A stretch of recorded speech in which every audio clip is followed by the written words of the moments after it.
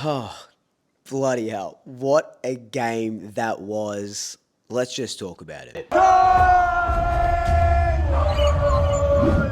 So, first off, before we get into this game, I want to talk about People's First Stadium, right? Great stadium. It was absolutely beautiful. But getting out of there is such a pain in the how's it going. Like, we had to walk to, we were waiting for a taxi or the Uber rank. Getting a bus was impossible. It was going to take over an hour after the game. So we walked all the way to 7-Eleven to wait for an Uber. 1,000 Ubers kept cancelling. Finally got one. We get to the back to the hotel just before midnight. Just who puts a stadium in the middle of a highway, right? That's the first thing. I just wanted to get that off my chest.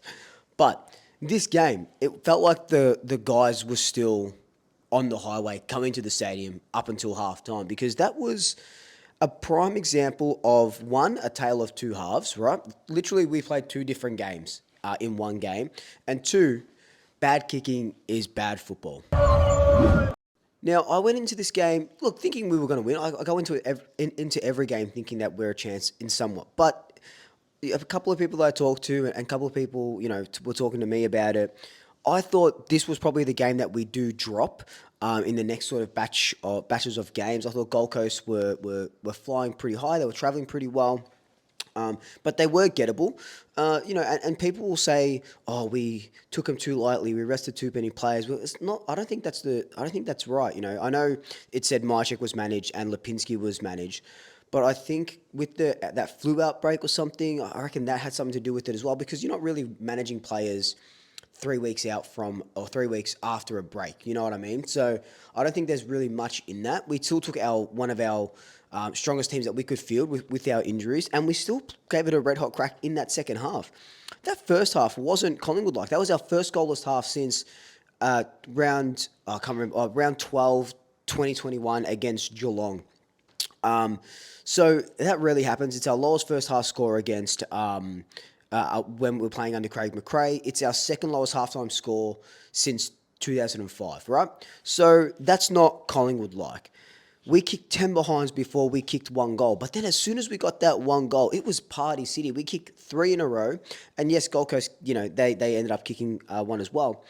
But as soon as we kicked that one goal, we almost, like as fans and the people that I was around, and even me personally, I was like, hang on a second.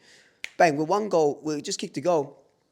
I actually think we might win this. I think we might come back and win this. And that was, we had just kicked 10 behind. So the hope that this team gives you is unlike anyone else in the AFL, I think. Like any other team who don't kick a goal up to half time and then kick 10 behinds before they kick a goal, they don't come back and nearly win this and pinch a game like this, right? It's just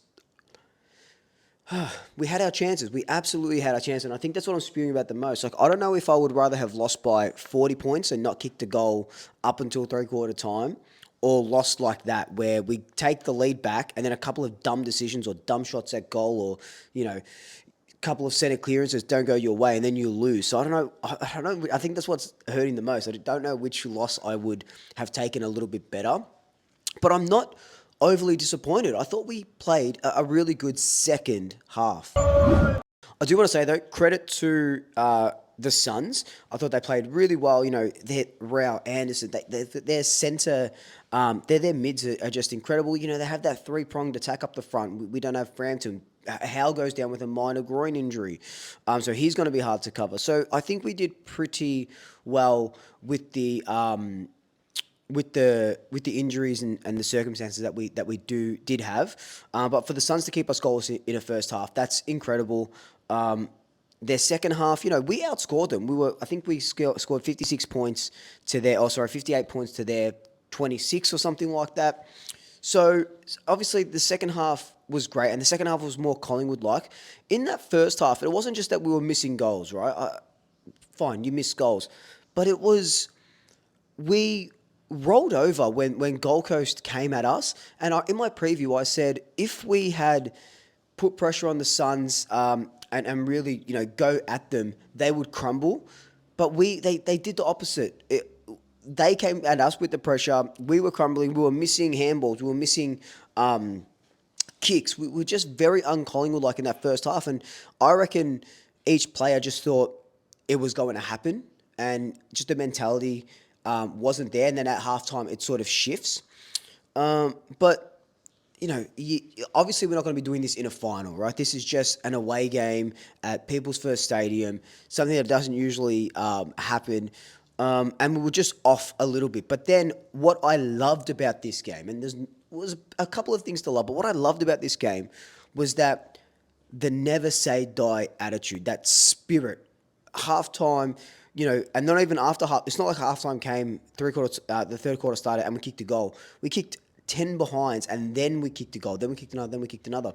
But that last quarter was just something else entirely. Josh Dacos through the middle was beautiful, right? We know Nick had his ankle injured and he wasn't getting to contests, and he just didn't look himself. He didn't look himself at all today. Especially that play on in that last quarter. Like, why did he play on in that last quarter? Like, but Josh's last quarter was probably one of the best last quarters that I've seen in recent times. One of the best last quarters I've seen. He's our secret weapon going forward. Does him moving into the midfield at some stages, if we need a burst of that energy, does that give Dan Houston license to play the Josh Dacos role, which, funnily enough, is the sort of role that he played at Port Adelaide, and get him back into the groove a little bit? So there are a couple of spots and things that we can change, but a loss sort of means we can, I think when you win 9 games in a row, and some things don't go your way, and then you win anyway, you're like, okay, we don't have to sort of think about that sort of stuff. The dam wall hasn't broken yet, and you can paper over those cracks. But I think today's loss is good in a way. I'm reluctant to say a loss is good, but I think it's good in the sense where we can go back to the drawing board. Okay, like what was center clearances? We got done in the center. Sorry, not in the center. We won the center clearances. We got done in clearances just in general. How do we prevent that from happening? We don't win clearances a lot. I know we still score from goals, from clearances and stuff. But then, you look at the setup. The Suns kicked 2 quick goals from center clearances. They hadn't kicked one all day. They kicked 2 quick goals from center clearances. They go on top. So it's kind of reminiscent to the game here last season. So that's interesting as well. But like I said, in that last quarter, there were some things that we could have done that we just didn't do, or just didn't do right. It was that Nick Dacos play on. We were streaming it. Well, it was the Dan McStay miss. It was the Ned Long miss, right? Also, it was stuff like, it wasn't just individual players. It was stuff where we were streaming out of defense and through the corridor, and it wasn't. They just didn't look like they were wanting to get the ball into the middle quick enough, not into the middle, into the top of the goal square quick enough.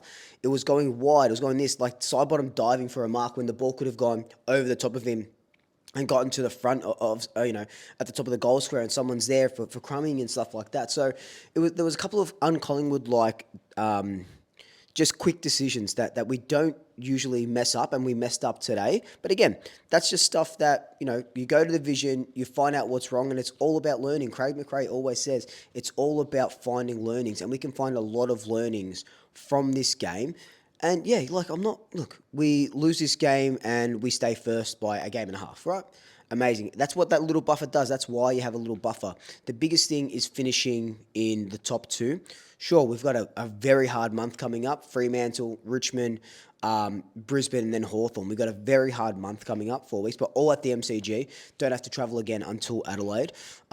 This game showed us a lot about ourselves. It showed us the really good side of Collingwood, and it showed us the terrible side of Collingwood.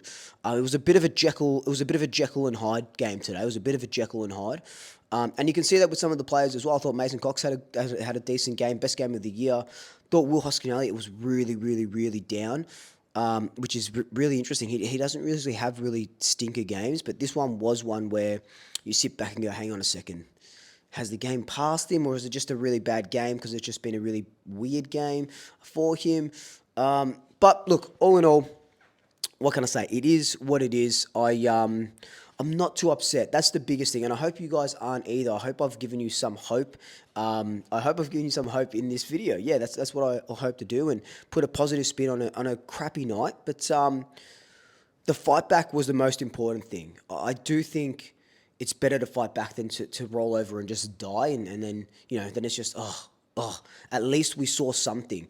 And outscoring them by 5 or something goals, whatever it was, 30 points or whatever in that second half is really good. Probably says more about Gold Coast than it does about us, in the sense that they're not a very good second half side, and we're a very good second half side. So imagine we play 4 quarters, right? We haven't played a really good 4-quarter game in a while. So imagine we play 4 quarters.